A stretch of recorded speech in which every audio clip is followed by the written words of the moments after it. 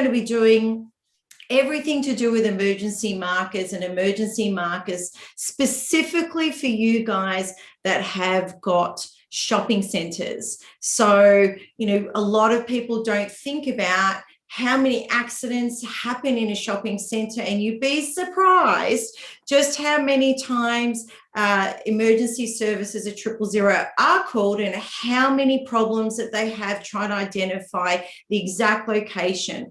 And you're going to have two kinds of people that are calling them. You're either going to have security or center management from the shopping center, or you're going to have a patron that comes into your shopping center. So we want to go through everything today very specifically on shopping centers and emergency markers, and we're going to be covering quite a few things. So the speakers today that we have is myself. My name is Mel McDonald. I am the account management person. I'm the one that actually looks after pretty much all the social media and doing things like this. So we've got a whole YouTube channel and a newsletter that you guys can actually get information on all things to do with emergency markers. And we've got Ankit, and Ankit is a project manager, and he's the man that you go to when we are talking about everything to do with emergency markers and helping you guys to get yourself set up perfectly. So today we have an agenda here that we're going to go through. So we're going to start off explaining to you guys so you understand from the back end perspective what the 000 call process is. So you understand how it works. We're going to talk about this location verification, which is one of the biggest issues when it comes to shopping centers. We're going to explain to you exactly what an emergency marker is, what the typical procedure is inside the shopping centers today and how it works differing with an emergency marker. We're going to explain to you how these markers will assist you with the safety and your risk management and mitigation, and also why you should have emergency markers in your shopping center, where you should be installing them, and what the different layouts are for you. So I'm going to hand this over to Ankit, and Ankit is going to start off with the 000 call process. All right. Hello, everyone. Thank you for joining today. I'm going to start with the 000 call process. It's a major process which we need to know about what actually happens when you call 000. So in case of emergency event, which occurs, can be any event, and when you call 000, it goes, the phone call is first place, it goes to the Telstra call processing. And that all, the very first instance when you make a call, it actually goes to the processing, and then it goes to the ESTA call taking dispatch system, which is a computer-aided dispatch system at ESTA. So there is a bit of processing which happens before even the 000 call operator answers the call. It gets to know a little bit more information before even 000 call operator answers it. So that's what happens at the Telstra call processing. And later on, 000 call operator, with the help of dispatch system, dispatch the actual emergency services organization, which is ESOs, to where the emergency event has occurred. So the very first question, when the 000 call taker takes the call, it asks, where is your emergency? So that is the key. In such a short period of time, you have to explain where is your emergency, because once they know it, that's how they can just send you the emergency services, the right type of emergency services to you. The key to providing effective and efficient emergency response starts with the 000 call and the ability of emergency 000 call operators to verify the exact location of caller's location rapidly. So obviously, we put some stress on the location verification. Yes, where is the emergency? So why we are putting more stress on the location verification? Because we, 000 call operator, need to know exactly where is it, what is your location, where the emergency is. And if the location of the call cannot be verified, so they cannot dispatch the emergency services, and if there is any delay, which can have adverse effects. So in addition, individual callers may have a subjective and have a distorted perception of the environment. So sometimes if you go to the shopping centers and you probably go there every time, you might have a local knowledge where you can say there is a big tree around the shopping center where you're just standing. And that might be a biggest landmark for you, or probably a security in the shopping center. But for somebody who is not familiar with the shopping center region, they might not know that what is this really a big tree, which one, there could be many. So giving more information to the 000 call operator during your 000 call is very important. And most of the time, the call taker is unable to actually get that information from the person who is probably in the emergency event at that moment. So time, as we know, time is critical in an emergency. So valuable time can be saved if 000 callers can clearly provide the location of the emergency. So that's very important. And you can see it is inability to locate callers quickly costs time. In some cases, it actually costs life as well. So we know about location verification, but this is one thing which we come across a lot, that yes, we do have mobile phones, and how come mobile phones are not helping a lot? Though technology is moving forward and trying to address a number of issues which are related to location verification, but mobile phones are being a really help. But the way a couple of months ago, now it's the way it used to work, and it's still been working, that all your mobile phones contains your billing address allocated. So when you make a phone call, in the previous step when I covered about the 000 call process, you're in the Telstra processing component, it actually goes and find out your billing address. So before 000 call operator is going to answer your call, they actually get your billing address straight away. But so that's always, like, even though you got a mobile phone, so you probably, your billing address is somewhere in Collingwood, and you probably in Epping. So if you're calling from there, it means that your billing address is Collingwood displayed to the 000 call operator. So that's just the one step, but 000 call operator says, are you at this billing address? No. Then obviously they do another questions where they go and verify the location. Now, the next step is that there is another constraint when you're calling from a remote location. So most of the shopping centers are probably not in a remote location, but there is a constraint. Sometimes you don't have a good network, and there are a number of cases where you can't do it. There is a new technology which launched a couple of weeks ago throughout Australia, which is AML, that can locate your location, but to do so, you all need to have, or somebody whosoever is calling 000 have to have a latest mobile phone with the correct version of the firmware. And yes, technology is moving, but there are still a number of limitations linked to the mobile phones.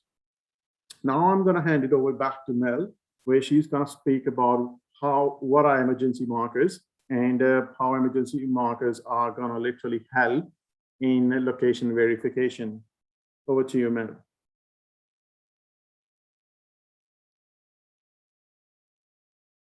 Thank you, Ankit. Sorry. So as Ankit was explaining, there are still a lot of issues, and a lot of people get the mistake of thinking that I own a mobile phone, even if it is, you know, a smartphone, and that when they ring me, they can discover where I am. So quite obviously that's not the case. And they also don't have permission to do that at 000. So in regards to emergency markers, we brought them or they were introduced in 2006. And, you know, in addition to that, you know, the emergency markers, you know, have been very strategically placed in different areas, you know, where there aren't verifiable locations. So, you know, if you've got an area where there's no street signs, or it's very much used in open spaces, this was why they were brought in.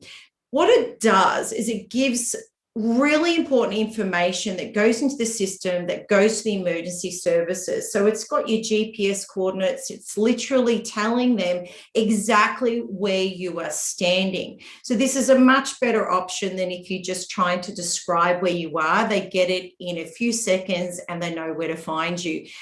For you guys, you're always looking at, you know, risk mitigation. So this is a great cost-effective way to help with what you do with your shopping centres, and also, you know, in your public spaces, because it's not just inside the shopping centre, it's also your surrounding area with the car parks. And the most important thing is it's a physical sign. So, you know, this one is really important, having this physical sign, and it can be integrated with other signage. As you can see in this image, you know, there are other signs there. And of course, you know, you may have seen, if you're down the beach area, that's also in with other warning and danger signs when we're looking at emergency markers. Now, when we're looking at this, you'll see on here clearly that there's a 3-letter and a 3-number.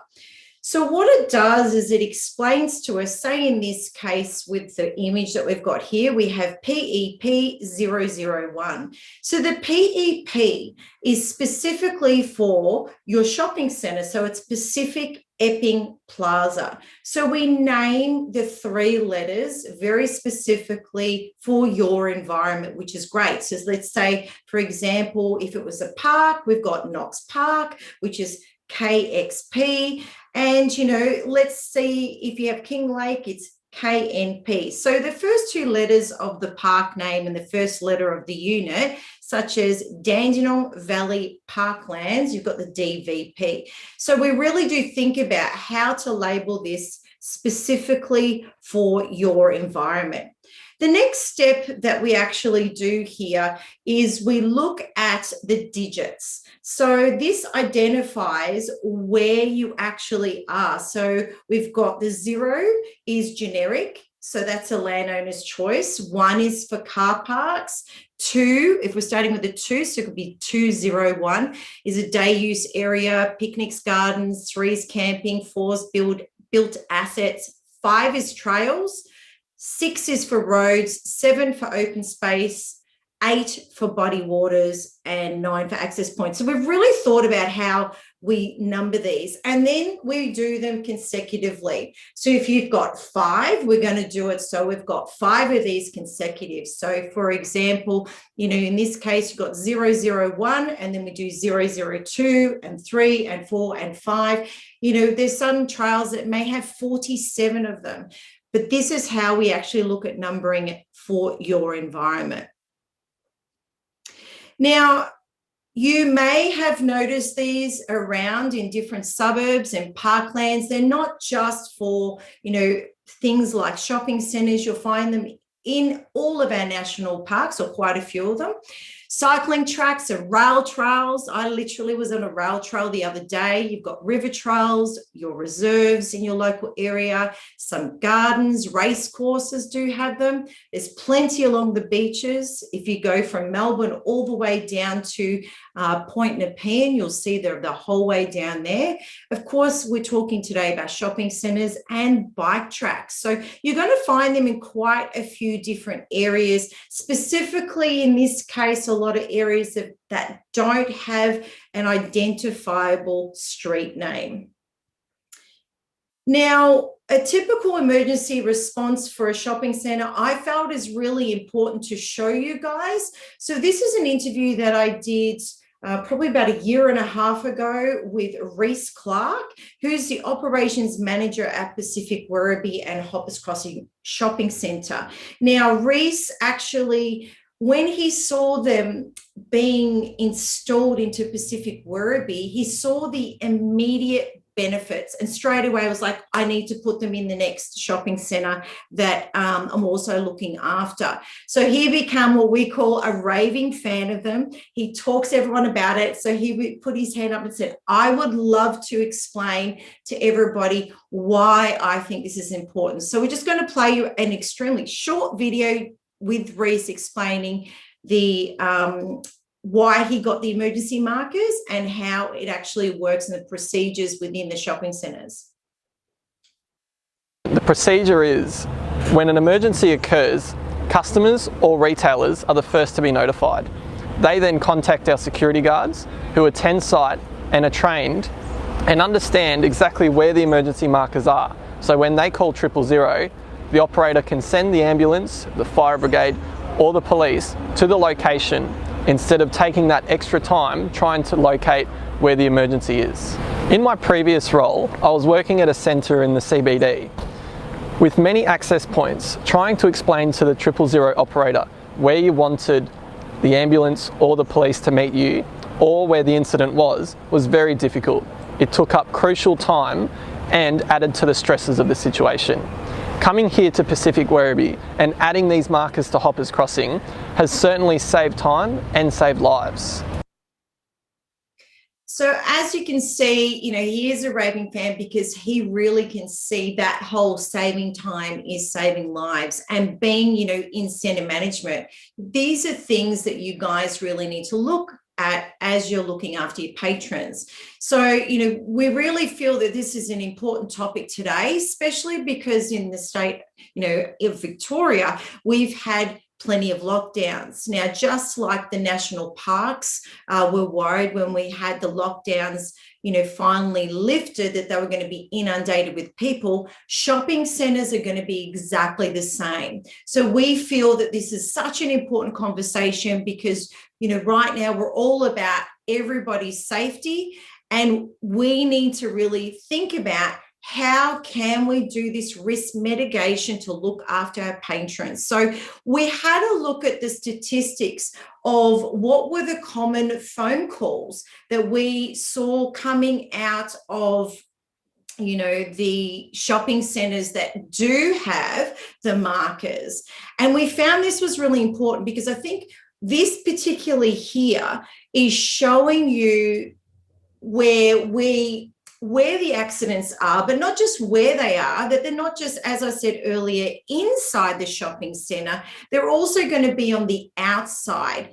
Okay, so when I had a look at it, things that were coming up, for example, the number one and the highest that you can see in the red with 56% of the calls that were coming in for people where, this is physical, this is happening to their body and you have no control over it. So these are people having, the seizures and cardiac arrest and, pregnancy, generally first trimester, pregnancy issues, which, you get miscarriages, diabetics and fainting. As you can see, the two categories, or specifically the lowest category, category 2, are things that you guys think about every single day. Category 2 would be, like if you're in the food courts and someone's slipping or falling, in the corridors, if there was a fire, if there was an escalator accident. What's fabulous is we have seen in Victoria that you guys have thought about this. But as you can clearly see with, say, the 28%, in addition to that 56% category, is that these are things that are happening again that are out of your control. These are items, that are happening in the food courts, or if you have got let's just say Epping Plaza, for example, they have got a whole outdoor area where we've got lots of restaurants and we've got pubs and we have cinemas. And so when you have an outside area, you might have people drinking or loitering and disturbing the peace. There may be a punch up. So we have an assault, protests. Hello, we've seen plenty of them in Victoria. And of course, you've got robbery and theft. Now, robbery and theft, you may be again focusing on the inside of the shopping centre, but what about your patrons that are in the car parks and they're having their cars broken into? So as you can see, you guys have done absolutely fabulous with your risk mitigation when you think about the basic everyday things that are happening and you're all over it, which is fabulous. But let's look at the two categories where you really don't have a lot of control over, that you need to think about what to do next. So this is really, really important, okay? So, we're going to now look at, why do you need an emergency marker?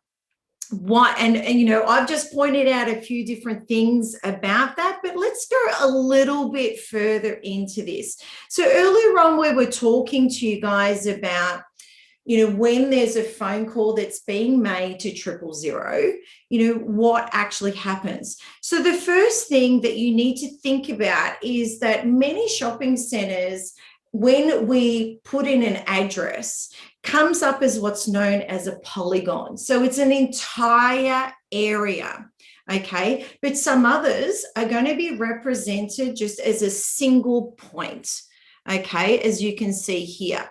So when we're looking at it, that's quite different. So what is your particular location? How is it in the system when we talk about putting in your shopping centre name?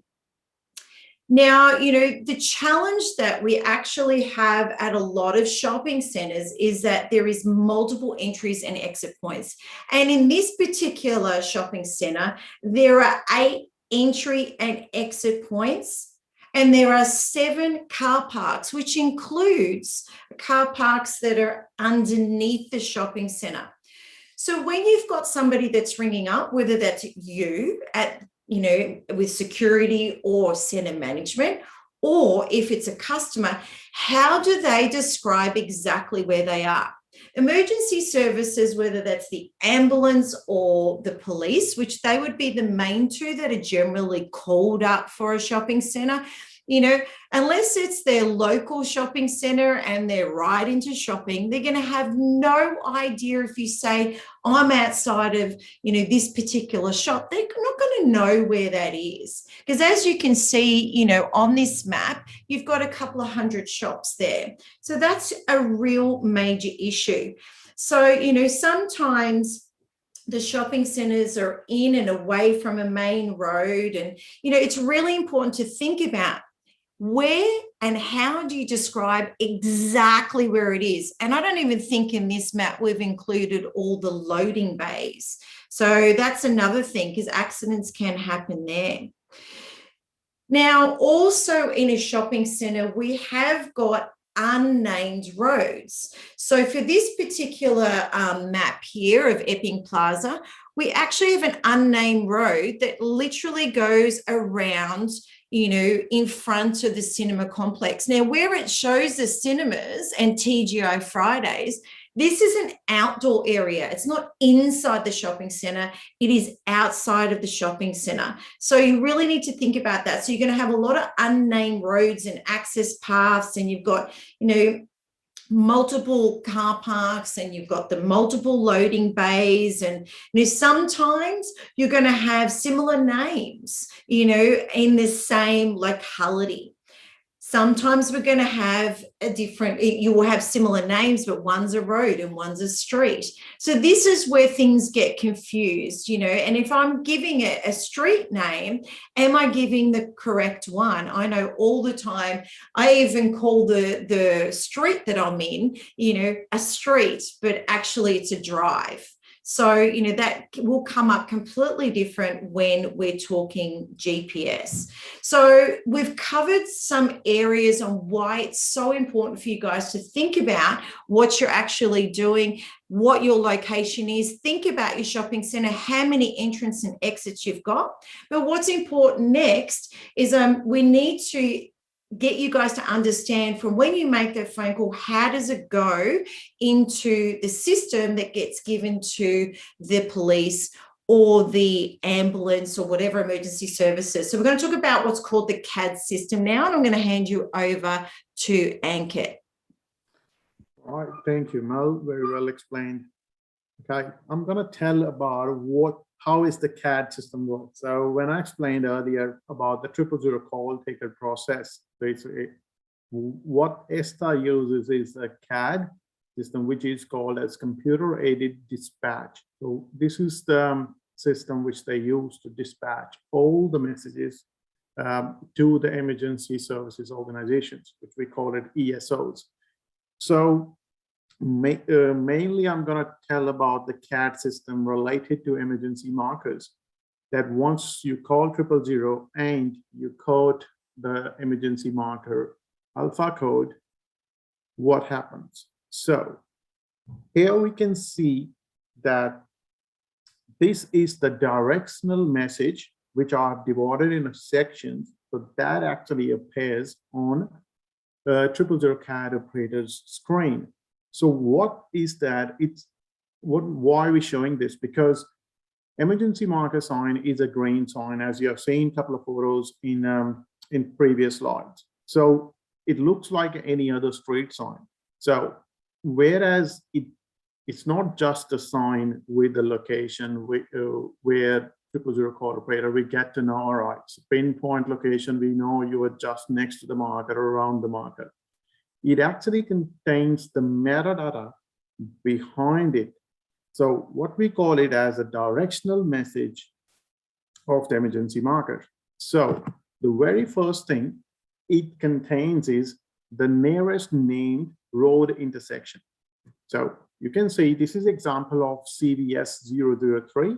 This emergency marker is in Corio Village Shopping Center in Corio, and first thing first, it just shows the nearest intersection.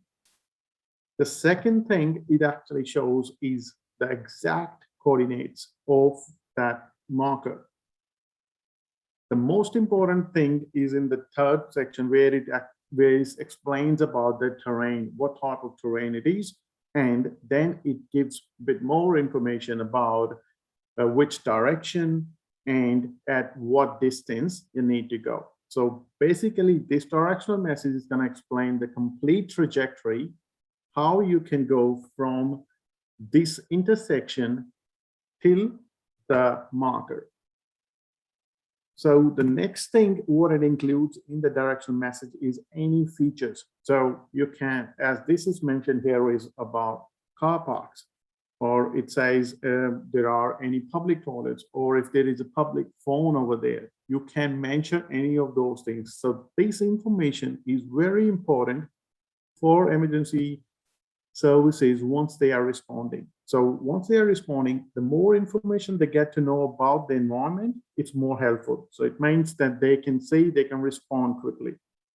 The most important thing is obstructions.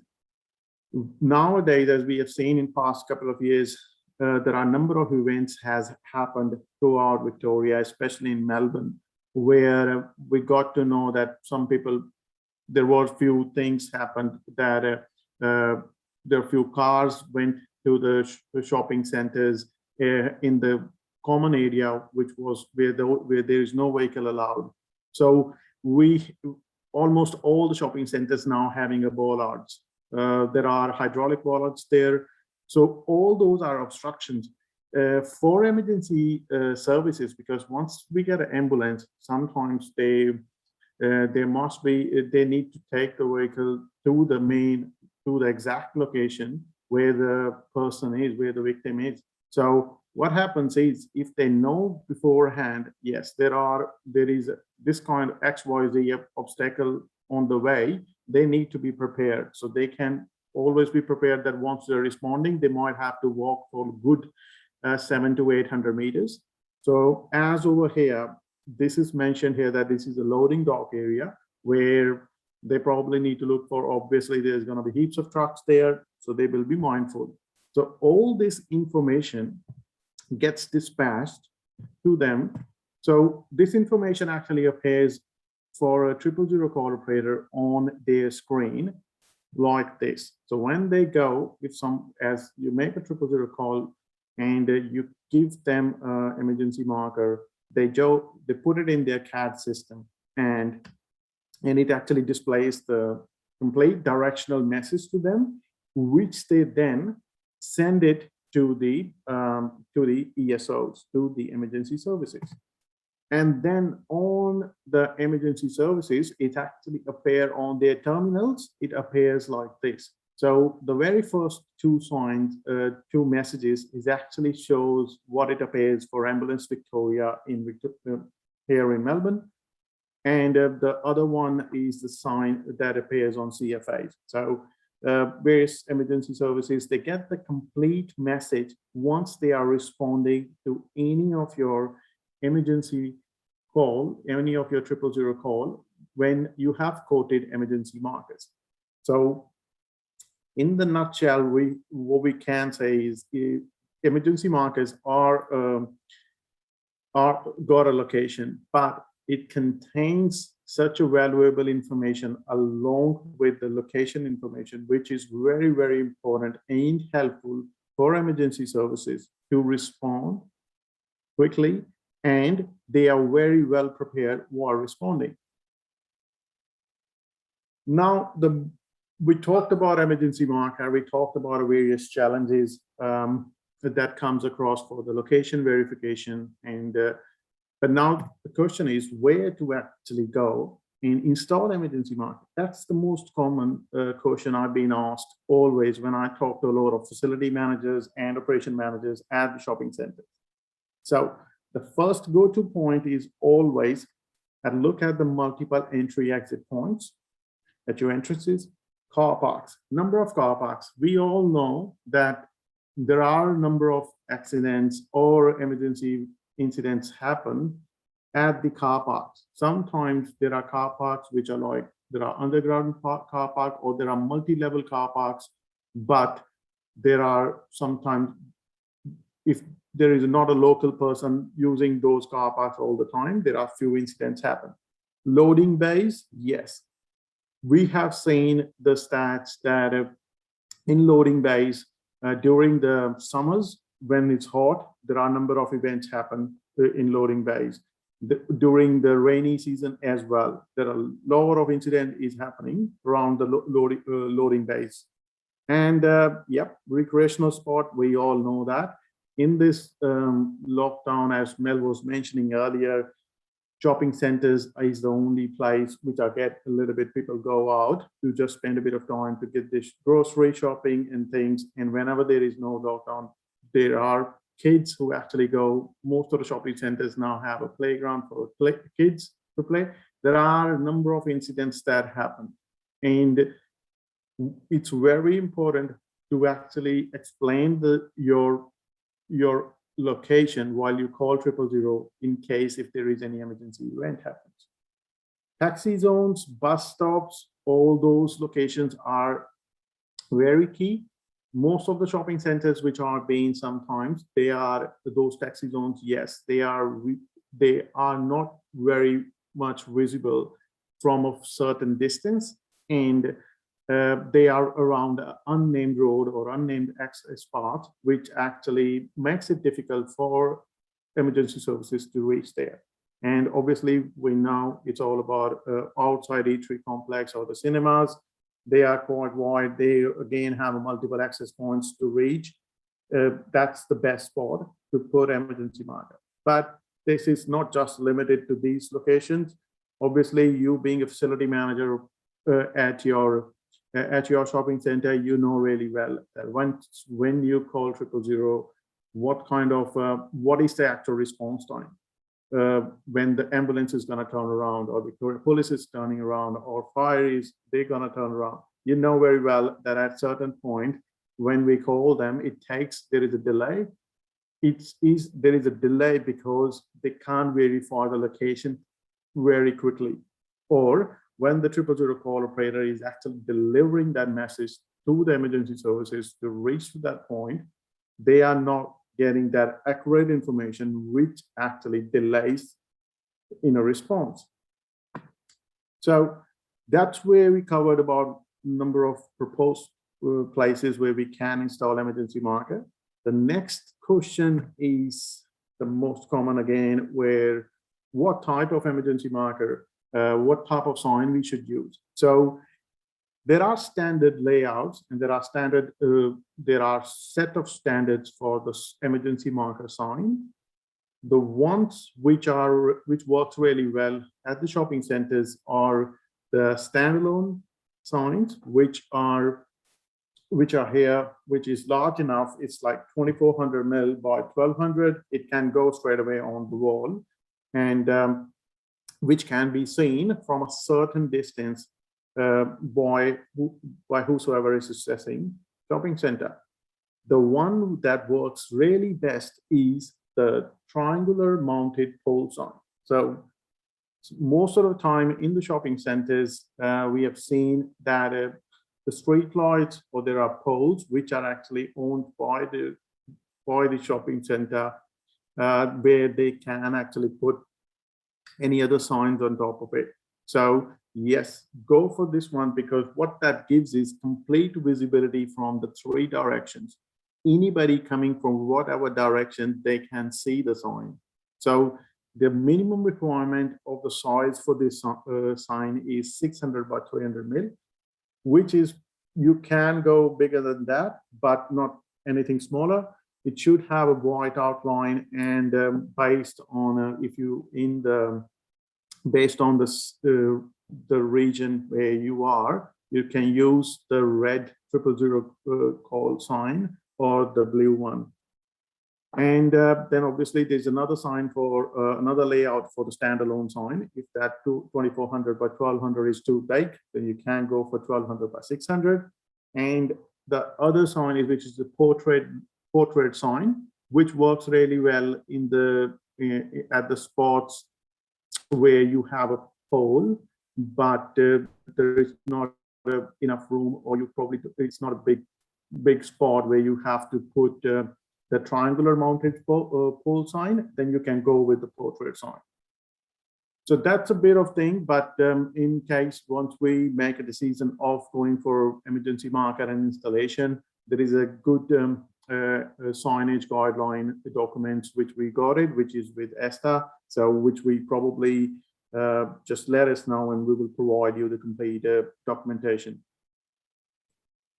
And moving probably the last couple of slides from our session today is, if you want to know where all the emergency markers in Victoria are, you can easily head over to this website, iconyx.com emergency markers, or you can easily type emergencymarkers.com on your web browser. You will see you will see the link over there to see all the emergency markers here in Victoria.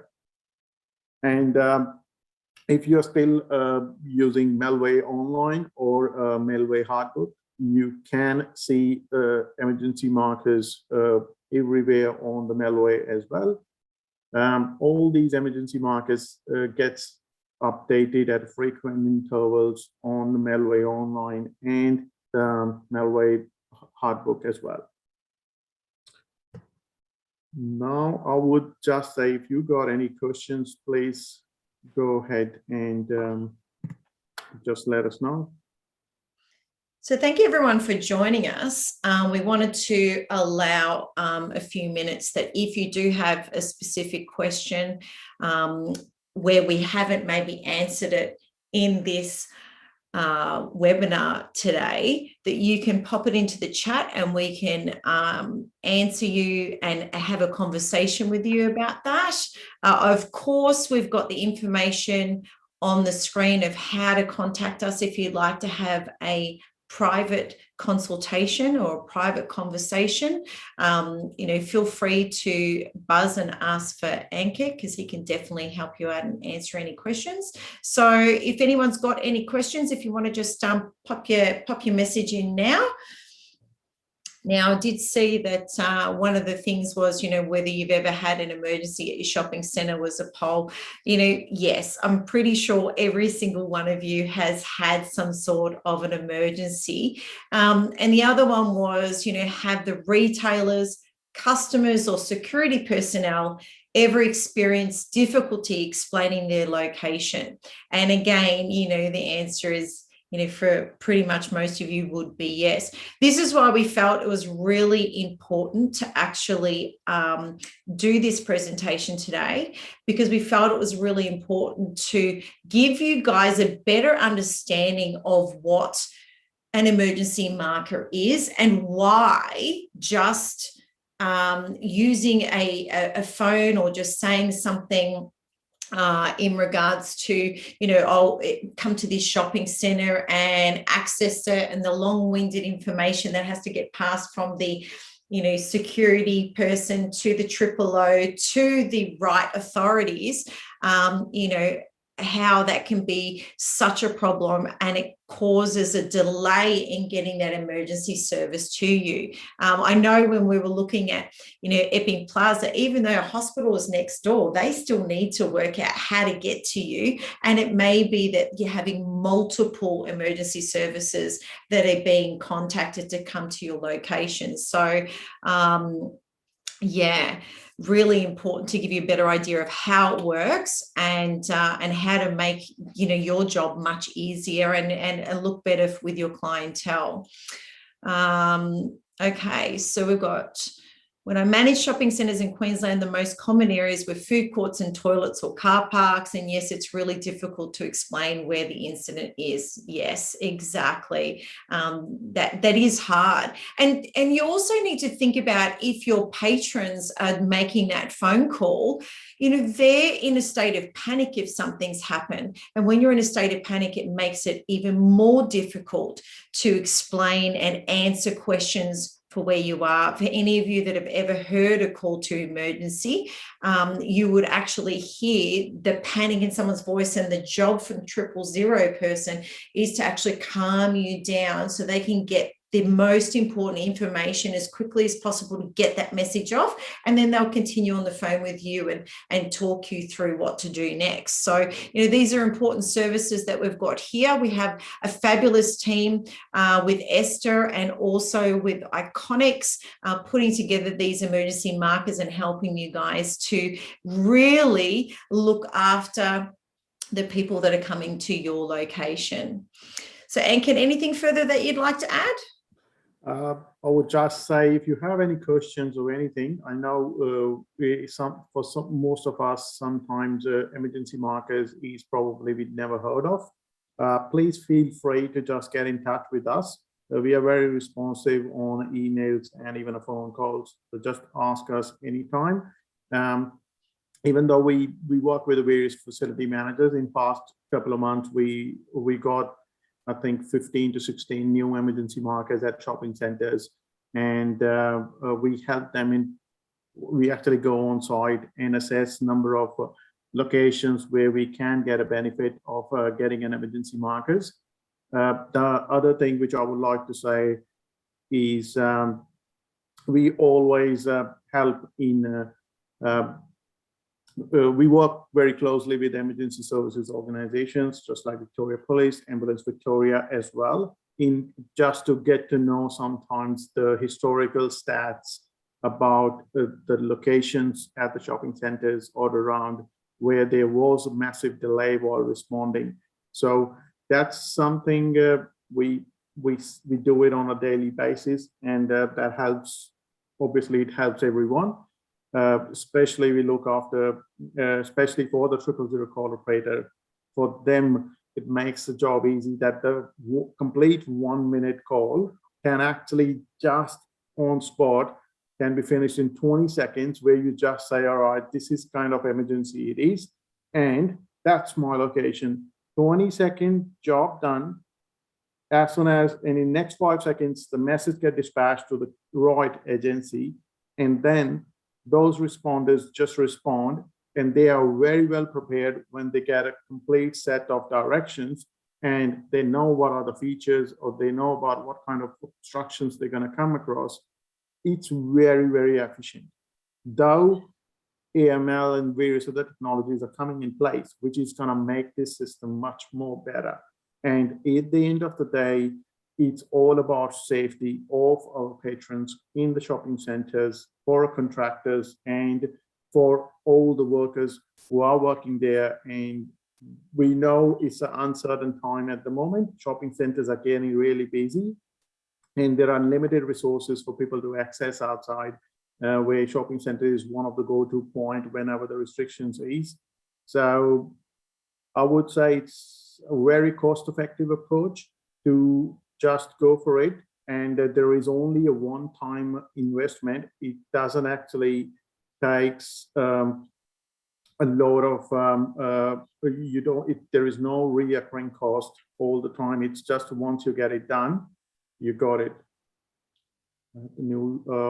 I heard the new shopping center emergency markerization was used twice in the last month. Are there any other stats? Yes, that's really good. Yes, there was one which we can mention. It's Corayo Village in Corayo, where there's one emergency marker which we placed it, and that's really good. Good place, which we got the new emergency marker in the first week of July. The marker went live in CAD, and then the very second week when the sign was up, there was in second week of July and the first week of August, that emergency marker was used twice by the emergency services. And what was that? Because, and I'll tell you what, in the Corayo Village, if that was around a Kmart entry, that entry is a one-way road, and that road is unnamed. So to reach there, earlier it probably takes around good 20 to 24 minutes to respond, including explaining what exactly your location is. And then when somebody trying to respond to that, if that's not the local ambulance always responding, they're probably not aware about that that's a one-way road. So it means that, and it's a busy, so you know, as I said, it's a Kmart entry. Kmart, how busy it is, we all know that. So you get a lot of traffic. So there is a lot of people who come in for a pickup on the way, and there is emergency services. They might don't know that they will be returning back from the same way. Now there is the traffic there. The response time decreased. It helps, and that was most couple of events was from Ambulance Victoria, where they saved someone's life by responding on time. So that's the beauty of emergency markers. It's a good decision by the facility managers, by the operation manager, by the complete group at that shopping center. They made the decision, and the result is just active from the very next day. We don't want a lot of emergency events should happen, but it happens, and having emergency marker makes a lot of difference. So any questions, do get in touch with us. We can actually go for probably next 4 or 5 hours speak about this, because we whole team here is a big fan of the whole program. And that's why we actually conduct these kind of webinars, sometimes shopping center centric, sometimes open spaces and others, just to share more about emergency marker with everyone. So together we all can make a difference by talking about emergency markers, by considering getting emergency marker installed on our spaces. I think that's pretty much for today, I think. So thanks for joining us, guys. Of course, if you want to train your team or open up the conversation, you want more information on what is an emergency marker, definitely go to our YouTube channel. There are plenty of videos explaining what an emergency marker is, and even for shopping centres. But that's it from us today. Thank you so much for joining us, and we will see you next time. Thank you.